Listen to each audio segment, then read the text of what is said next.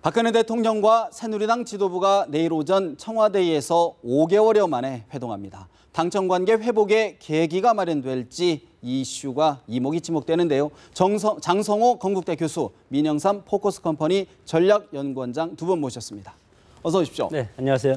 말 그대로 새누리당 새 지도부가 출범한 지 딱 이틀 만에 회동이 이루어지는 건데요. 아무래도 그동안 삐걱거렸던 당청 관계가 복원되는 계기가 될 것이라는 긍정적인 전망이 일단은 많은 것 같습니다. 장 교수님, 어떻게 보겠습니까? 국민의 한 사람으로서 정말 다행스럽게 생각합니다. 국민이 뽑아준 박근혜 정부고, 그리고 박근혜 대통령을 배출한 새누리당이 당청 갈등이 치열하게 지금 전개됐지 않았습니까? 네. 그만큼 국민들이 여러 가지 경제난, 그리고 더위, 메르스 이렇게 사회경제적으로 엄청나게 힘든 이 와중에 당청 간의 갈등이 있었다는 것은 국민들을 정말 힘들게 하는데, 힘든 국민들을 더 어렵게 만든 요인이 됐었는데, 박근혜 대통령이 항상 강조하는 거 있죠. 비정상의 정상화. 네. 비정상의 정상화가 어쨌건 어떻게 했건 청와대가 먼저 대포를 쐈건 아니면 당에서 이것을 받아들였던 정리됐다는 게 정말 다행이고요. 네. 당정청이 운명 공동체라는 말이 있지 않겠습니까? 물론 내년 총선을 앞두고 또 한 번 삐걱거릴 가능성이 있지만 앞으로는 선거는 선거고, 그리고 네. 국정의 방향, 그리고 대통령이 국민을 대표하는 대통령이기 때문에 이것을 서포트하는 데서는 당정청이 혼연일체가 돼서 하나가 돼서 나가야 된다는 그런 네. 교훈을 이번에 얻었습니다. 우리 민 원장님은 어떻게 보십니까? 그러니까 당연히 있어야 될 일이 이제서 원상복원되는 거에서 저는 약간 씁쓸하다고 생각을 합니다. 네. 정부 요건이라는 게 당연히 정부와 여당이 협력해서 하는 건데, 그게요, 정책 조정회 안 한 지가 보니까 80일이 넘었더라고요. 정무수석은 54일 비었지만은 그 전에 이미 당청간과 삐걱거린 거예요. 네. 그래서 그 엄혹한 그 메르스 전국에서도 당청간 협조 회의를 안 했지 않습니까? 청와대가 거부했죠. 예, 그러니까요. 이제는 원상 회복된다는 데서 다행이면서도 씁쓸함이 있습니다. 그래서 당장에 이제 지금 그래서 그 원상 회복되면서 무엇보다도 그 메르스하고 가뭄을 통해서 우리가 필요 이상의 경제난이 좀 가중됐는데, 그 어려움을 최소화시키는데 추경에 갔다가 뭐 박차를 가하는, 네. 추경을 안 하다가 이번 그리고 나머지 미비한 법안들, 이런 협조를 아마 청와대에서 강력하게 좀 요청하지 않을까, 이렇게 예상은 됩니다. 사실 그동안 당청 관계 복원 이 부분은 여권 입장에서는 당연지사인 것 같은데, 사실 시민들, 국민들 입장에서 관심 끄는 게 이제 8.15 광복절 특사 아닙니까? 여권 내에서도 사면을 떠나서 대사면을 해달라 지도부가 지금 요구하고 있는데, 장 교수님, 네. 내일 회동에서 사면 논의 좀 어떻게 얘기가 될까요? 지난번 국회법도 마찬가지로 거부권을 한 것은 대통령이 헌법에 부여된 고유한 권한을 행사했는데, 그 행사하는 자체를 가지고 여야가 정쟁을 벌인 것은 참 안타깝다고 생각합니다.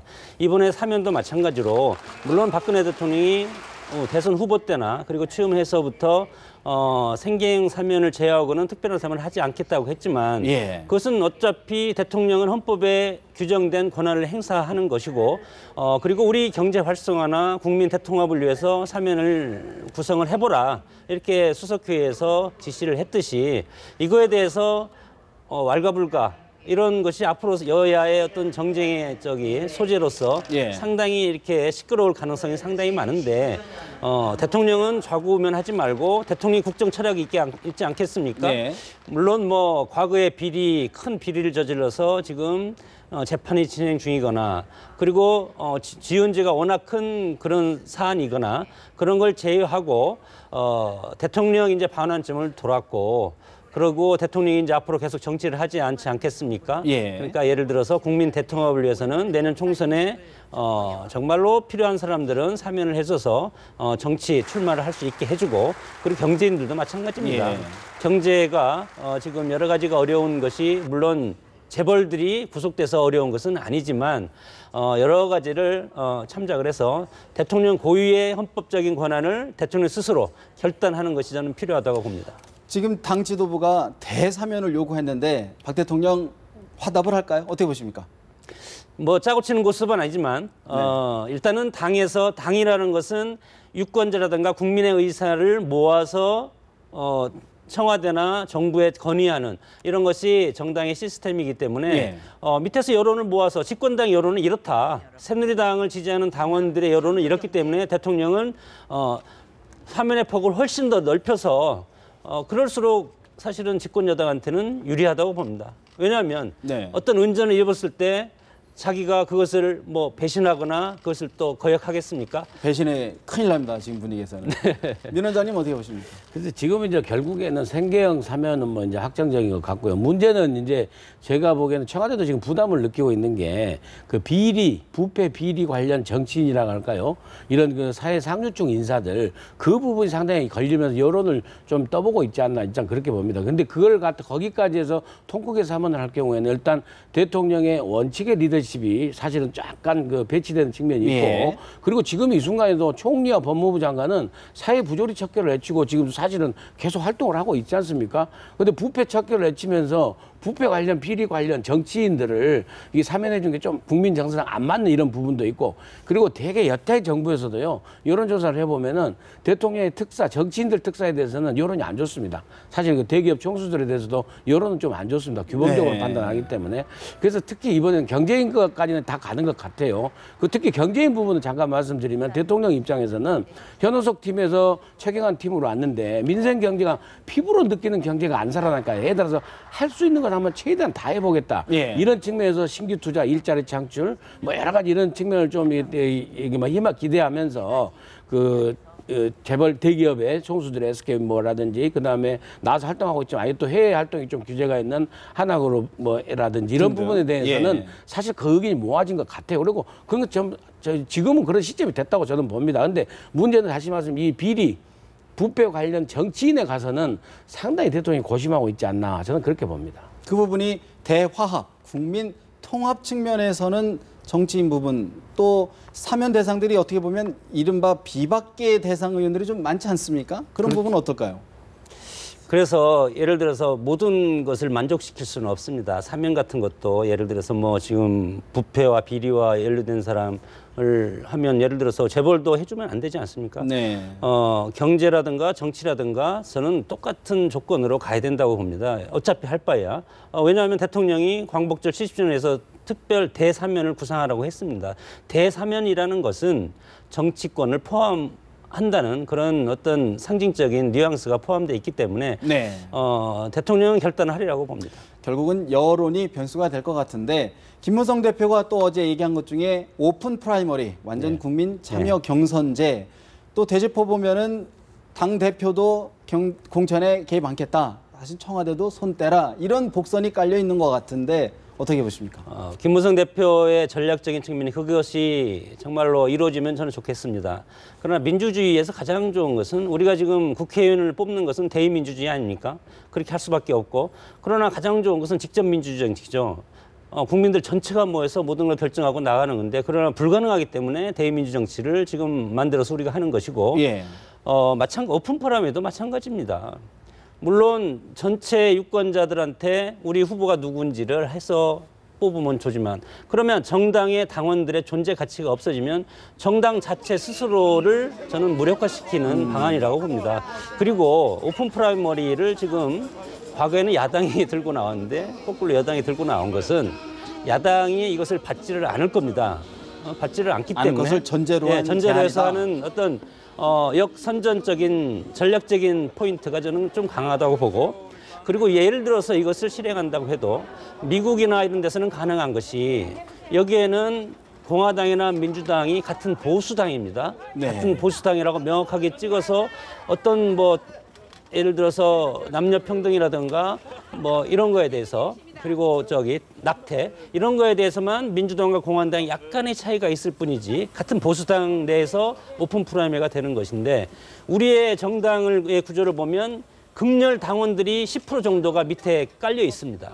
이 극렬 당원들이 오픈 프라이머리가 됐을 때 상대방의 우리한테 부담스러운 사람을 떨어뜨리기 위해서 극렬하게 활동하는 그 밑바탕에서의 그 전쟁을 이른바 역선택을 말씀하시는 역선택의 폐해가 엄청나게 클 것이다. 그래서 첫째는 야당이 이것을 받지 않을 것이고 그러면 여당 혼자 할 수가 없습니다. 없을 것이다. 그리고 두 번째는 우리의 정당 구조가 너무너무 적극적인 뭐라고 할까요? 극성 당원이 극단으로 치닫고 있다. 아니 극렬적인 그 밑에 네. 진성 당원이라고 하죠. 당원이 10% 정도가 차지하고 있기 때문에 그 역선택을 조장하는 세력이 너무나 많아서 힘들 것 같습니다. 아직은 좀 여건이 좀 성숙되지 않다라는 말씀이신데 민 원장님 어떻게 보십니까? 오픈 프라이머리 제도 자체가 미국에서도 결국에 기득권 유지입니다. 미국 하원 의원 임기 2년인데요. 20선, 23선 의원들이 수두룩 합니다. 이 오픈 프라이머리를 통해서 결국에 알려진 사람만 하고 이게 정치 신인이 진입하기가 힘들어요. 그렇지만 한국적인 현실에서 그나마 오픈 프라이머리라도 해야만이 가장 기득권을 총재가 당대표가 이 공천권을 국민에게 돌려주는 가장 현실적인 안이기 때문에 이걸 하자는 거죠. 이게 지고지순한 안은 아니죠. 예. 근데 그런데 청와대 관계에 있어서는 청와대는 우선은 경제 살리기 하반기 국정 운영이 중요하기 때문에 총선 공천권에 대해서는 김무성 대표하고 내놓고 부딪히는 그런 모습은 안 보이리라 봅니다만은 선문답으로 상당히 그 얘기는 선문답으로 서로 주고받지는 하지 않을까. 그렇게 네. 하면서 야당이 결국 우리 장 교수 말씀대로 야당이 받을 수 없는 안이에요. 야당은 결국에 전략공천을 20%에서 30% 안에 하기 때문에 그러면 야당이 안 받고 다시 상향식 공천으로 갈 적에 과연 이제 김무성 대표와 청와대가 얼마나 이제 그 조율을 잘 해낼지 아니면 정말 그 친박에 다시 그 학살에 재현될지 비주류의 학살에 재현될지는 좀 가을 이후에 전국을 봐야 된다고 일단 저는 생각합니다. 사실 오픈 프라이머리 김 대표의 어떤 브랜드화를 이렇게 자꾸 취하는 그렇죠. 것 같은데 네. 오늘 정두원 의원 같은 분은 당대표 내놔야 된다. 중앙당 구조가 그대로 있는 시스템에서는 오픈 프라이머리 안 된다. 기득권을 내놔라. 이런 말씀에 대해서는 어떻게 보십니까? 그 맞는 말입니다. 왜냐하면 정치가 새롭게 되려면 세대 교체가 돼야 되는데 오픈 프라이머리를 하면 아까 우리 민영상 원장님도 얘기했지만 신진 세력이 들어올 수가 없고 기득권 세력이 고착화될 가능성이 상당히 많고 그러면 정당의 본질적인 기능을 수행할 수 없는 지경에까지 갈 수 있는 것이 우리의 정당의 패턴인데 예. 외국 정당과 우리랑 비교해서 우리가 그만큼 미국이라든가 유럽이라든가 이런 정당의 패턴을 우리가 따라간다고 생각하고 시행을 하면 엄청나게 큰 오류가 생길 것이기 때문에 내일 청와대 가서 이것은 오픈앤 오자도 꺼내지 않을 것이다. 나올 수가 없을 겁니다. 왜냐하면 공천 문제가 나오면 다시 당청 갈등이 시작되기 때문에 이것이 내일 가서 오에서 오픈해서 오자도 꺼내지. 이윤도 안 나올 것이다. 네네 그렇습니다. 또 오늘 사실은 새누리당 최고 중진 연석 회의에서 또 이 좀 발언이 있었죠. 경북 포항이 지역구인 이병석 전 국회 부의장이 TK 날 버리면 심리도 못 간다. 뭐 이런 얘기했는데 먼저 이병석 부의장 한번 이야기를 한번 듣고 이야기를 한번 해볼까요?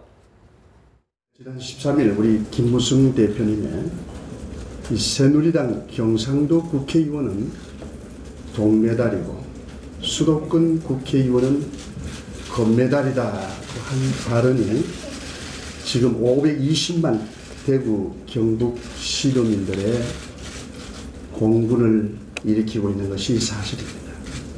경상도연 동메달 발언에 대해서 공당의 대표로서 520만 대구 경북 도민들에게 공식적으로 해명하고 사과해 주십시오.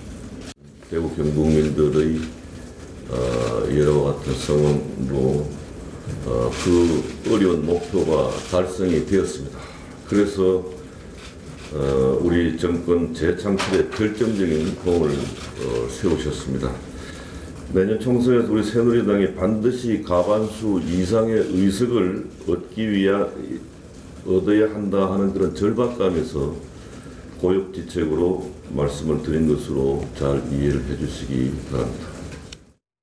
민 원장님, 사실 오늘 이병석 위원장이 전 국회 부의장이 노래까지 불렀죠. 아리랑을 이렇게 인용을 하면서 TK, 님 버리고 가는 TK님 심리도 못 간다. 이런 그런 구절까지 인용했는데 어떻게 보셨습니까? 근데 이제 김무성 대표의 그 의지는 결국에 이제 수도권에 내년 총선 전략에 있어서 그 영남 안방보다는 수도권에 좀 진력을 다하겠다는 그런 취지의 발언인데 느닷없이 이제 이병석 그 포항 그 의원이 지금 네. 저렇게 치고 나온 건 저는 저거야말로 역으로 TK 지역의 지역 감정을 조장하는 그런 아주 그 나쁜 그 모습이라고 저는 봅니다. 예. 일단 그러니까. 원래 그 왜곡시켜가지고 그러면 왜 그 김무성 대표가 얘기를 할 적에 TK라고 얘기하지 않고 영남권이라고 얘기를 했습니다. 영남권 국회의원들은 동메달이라고 한 건데 그러면 왜 그 부산, 울산, 경남 PK 지역은 그 공분을 안 끌고 있습니까? 이병석 의원이 대구 경북 지역의 지역 감정을 지금 조장하는 발언으로밖에 해석이 안 돼요. 저런 발언은. 그리고 예. 사실 옛날에 지금 사실 그러지 않습니까? 호남은 어느 특정 야당이 그다음에 뭐 영남은 이쪽 새누리당이 이렇게 하고 있지 않습니까? 호남에는 옛날에 그랬지 않습니까? 막대기 먹고 가도 된다고. 오히려 비하면 옛날에는 막대기를 동메달로 올려준 거예요. 네. 그렇지 않습니까? 어떻게 보십니까?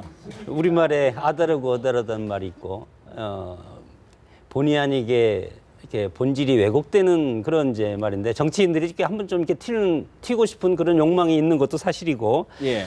김문성 대표가 저렇게 얘기하는 것은 치열한 전투가 펼쳐진 중원이라든가 수도권 이렇게 중립지대에서 표의 확장성을 꾀해야 된다는 측면에서 새누리당의 지금 지역 패권 정당 아닙니까? 새누리당이나 새정치민주연합이나 새누리당은 TK, PK, 부산 대구 경북이라든가 부산 경남 그리고 호남은 새정치민주연합이 아성으로 네. 이런 지역 패권 구도의 정당을 우리가 가지고 있는데 그러면 거기에서는 완승을 하면 나머지 승부처가 수도권 경기, 수원, 인천, 충청 그리고 서울 네. 아닙니까? 네. 그럼 당연히 여기에서 승부처가 되는데 집토끼를 버린다는 것이 아니고 집토끼는 우리 식구니까 그럼 우리 식구를 또 자랑할 수 있습니까? 우리 식구는 그냥 당연히 우리 식구인데 그래도 요즘은 또 우리 식구 이름을 안 불러주면 그걸 섭섭하게 하니까 그런 지금 뭐라고 할까요? 어린 양이라고 할까요? 네. 뭐 이렇게 이제 얘기할 수가 있는데 그런 것은 본질이 아니라고 봅니다. 근데 또 사실은 지금 야당의 분열, 내분을 촉발한 게 호남에 대한 홀대론 아닙니까? 너무 믿었기 때문에 사실 우리 홀대받은 거 아니냐? 그럼 대구 경북 지역, 영남권 지역에서도 우리 너무 믿는 거 아니야? 이렇게 또 반발할 수도 있는 거 아닐까요? 어떻게 보십니까? TK 지역에 지금 사실 대구 경제도 많이 안 좋아졌고요. 예. 정권 창출, 재창출까지 했는데 그래서 사실은 경북 그 TK 지역에서의 그 주민들의 불만은 사실 있습니다. 발전이 오히려 더 안 됐다니까요. 그것도 호남도 마찬가지. 호남도 김대중 정부 시절에 그렇게 크게 발전한 거 더 없어요. 그것은 나는 그 지역 감정 때문에 그런 건데 그런 민심은 사실은 이제 그 누가 정권을 잡든지 간에 저 그 균형 발전을 통해서 잘 따두겨야 된다고 봅니다. 예. 근데 그걸 갖다가 정치적으로 어떤 그 지역주의, 지역 감정을 이용해서 지역주의로까지 몰아가는 그런 그 정치적 발언은 사실 지금 막말에 가깝다고. 그래서 사실 그 각 당의 윤리위원회에서 지역 감정 조장 발언하면 잘 처벌하지 않습니까? 네. 국회 윤리위원회도 그렇고 정치인들이 좀 조심해야죠. 알겠습니다. 사실 이제 총선 분위기가 점점 가까워지니까 이런 일이 있는 것 같은데 또 하나 좀 짚어봐야 될 부분이 원유철 새누리당 신임 원내대표 사실은 사퇴한 유승민 원내대표와 러닝메이트 아니었습니까? 일각에서는 두 분의 호흡을 맞췄기 때문에 정책 기조 어느 정도 같이 갈 것 아니냐라는 시각이 있었는데 오늘 판을 보니까 증세 없는 복지 박 대통령과 의견 똑같다 이렇게 좀 말을 많이 좀 바꾸고 있어요. 장 교수님 어떻게 보십니까? 그 원내대표랑 정책위의장이랑은 어떤 방향이 틀린 거죠. 그래서 틀린 거다. 러닝메이트를 좀 잘못 만들어졌다고 보는데 네. 모르겠습니다. 원희철 신임 원내대표의 머릿속에 제가 들어가 보지 않아서 어떤지는 모르지만 지금 유승민 의원의 반면교사를 삼아서 유승민 의원처럼 자기 정치라든가 국정의 방향과 틀리게 갈 경우에는 당청 관계가 끊어지면 결국은 내년 4.13 총선에서 새누리당이 심판을 당연히 받게 됩니다.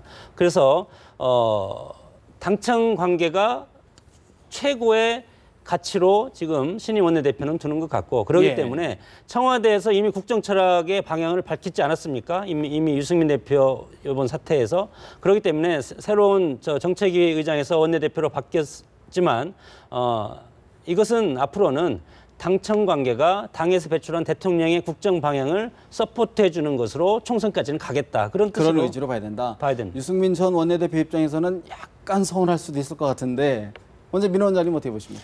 많이 서운하겠죠. 많이 서운하겠죠. 그리고 사실은 또 원유철 의원이 그 유승민 전 원내대표하고 이게 런닝메이트를 할 적에 선수가 사실 역전됐었어요.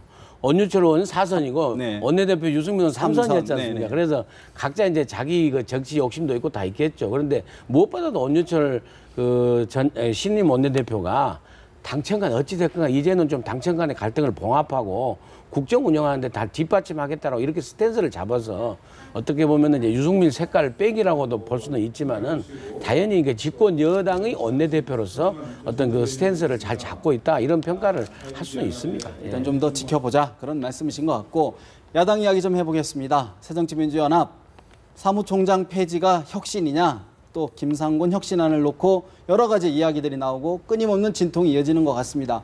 앞으로 정체성 부분에 대해서 이제 혁신안을 내놓겠다는 거 아닙니까? 정체성이라고 하면 당의 앞으로 갈 방향이 어디인가인데 사실 뇌관이나 다름없는 것 같은데 장 교수님 네. 매우 휘발성 있는 사안인 것 같은데 어떻게 보십니까? 저는 휘발성 있다고 보지는 않습니다. 왜냐하면 야당의 정체성이나 새누리당 여당의 정체성이나 이미 나와 있고 여기에서 크게 밖으로 또는 외연으로 그리고 극좌로 극우로 갈 가능성은 거의 없다고 봅니다. 왜냐하면 총선이 1년밖에 남지 않았기 때문에 당의 이념적인 스펙트럼을 옮긴다는 것은 지지층을 떠난다는 것을 의미하기 때문에 지지층이 그렇게 빨리 따라붙지는 못합니다. 정당의 특성상. 그런 측면에서 봤을 때 이념적인 스펙트럼을 옮기는 것은 모험에 불과하고 그리고 또 지금 신당이 출연할 직전에 있지 않습니까? 예. 이런 와중에 이념적인 스펙트럼, 당의 정체성을 조금만 왼쪽으로 옮겨놓으면 기존의 새로운 신당 세력이 그 정체성을 먹어버리는 그런 경우가 있기 때문에 네. 정체성을 옮기기는 상당히 어렵고 그리고 여당이나 야당이나 새누리당이나 새정치민주연합이나 정체성에 관해서는 중도 보수적인 지금 스펙트럼에 같이 쌓여 있습니다. 이미 기조가 정해져 있다. 이미 양쪽에 똑같고 틀린 것은 뭐냐면 지역 패권으로 지역적인 기반이 틀린 거고 유권자의 기반이 틀린 것이지 정체성 부분은 이미 복지와 관련해서 서로 하겠다는 거 아닙니까? 예. 대선에서 박근혜 대통령 후보의 복지 공약이 196조고 문재인 후보가 333조죠. 이것을 뭐 할 수는 없겠지만 지금 올해 복지 예산이 113조 정도밖에 안 됩니다. 그렇기 때문에 보수 정당이 두 정당이 예를 들어서 네. 혁신이라고 하면은 중도에서 완전히 왼쪽으로 가야 되는데 그러면 정의당이랑 같이 해야 됩니다. 그리 가능하겠습니까? 지금 노선에서 조금만 좌클릭하면 이른바 비노 그룹이 나갈 것 같고 우클릭하면 혁신 아니다 하고 또 친노 그룹이 나갈 것 같은데 민 원장님 어떻게 이게 보십니까? 안팎으로 사실 궁지에 몰린 상태죠. 그런데 결국에 지금 현재 저는 좀 달리 보는 게 지금 현재의 정체성은요. 비례대표 21명 중에 19명이 좌파적 운동권 시민단체 출신입니다. 자연적으로 가 있는 거예요. 그리고 심지어는요. 그 19대 공천에 지역 공천에서 강봉균 전 경제재정부 장관 그 중도 노선이라 해서 공천을 안 줬어요. 그리고 김진표 전 부총리도 노무현 정부에서 경제부총리 했는데도 중도 쪽으로 얘기했다고 그래서 공천을 안 주려다 나중에 주긴 했었죠. 그 정도로 이미 약간 좌쪽으로 가 있고 현재 그 안에 있는 민진모라고 민주당 집권을 위한 그 모임 국회의원의 그 공부 모임은 그분들은 노선이 훨씬 더 오른쪽 중도 쪽으로 와 있는 중도 개혁 노선을 지향하고 있습니다. 그래서 저는 이 이념 정체성 부분이 결국에 분당으로 가는 명분을 찾을 수도 있다. 분당 쪽의 비주류들이. 그렇기 때문에 금요일 날 어떤 식으로 스탠스를 잡을지 상당히 참 주목된다고 저는 봐요. 그런 가운데 조국 교수가 페이스북에 글을 올렸습니다. 천정배 신당, 새정치연합에도 도움이 되고 천정배 신당에도 도움이 된다. 이런 취지의 글을 올렸는데 어떤 의미로 봐야 될까요? 경쟁 상대가 있으면 아무래도 자기 세력들이 엄청나게 결집할 가능성이 있습니다. 외부적인 위기가 오면 반드시 내부적인 단결이 오기 때문에 그런 측면에서 얘기하는 거. 그것은 뭐 사회의 어떤 경쟁 사회에서 본질적인 특성입니다. 이른바 어항의 매기론이라는 얘기가 예, 똑같습니다. 민 교수님, 민 원장님 어떻게 보십니까? 근데 결국에 이제 그 조국 교수의 저 얘기는 그 예. 결국에는 우리가 각오를 하고 무조건 야권연대 하지 말고 오히려 이념과 정체성을 확실히 해서 한번 경쟁 체제를 갖춰보자. 그런 부분에서 상당히 의미 있는 얘기라고 봅니다. 근데 저게 현실적으로 가능한지 그게 상당히 탁상에서 나오는 생각 추원에서 머무르면은 현실론이 떨어지고 오히려 야권 분열로 갈 수 있고 네. 그다음에 친노 패권주의에 안착할 수 있는 또 하나의 명분이 됩니다. 저게 그렇기 때문에 상당히 좀 조심스럽게 얘기하는데 그게 야권에 도움이 되지 않는 발언이라고 저는 봅니다. 여러 가지 개파 간 기선을 제압하기 위한 포석을 좀 놓는 거 아닌가 보여지는데 공중전이죠. 공중전이다. 네, 네. 결과를 좀 지켜봐야 될 것 같습니다. 오늘 대담 여기서 줄여야 될 것 같습니다. 두 말씀 고맙습니다.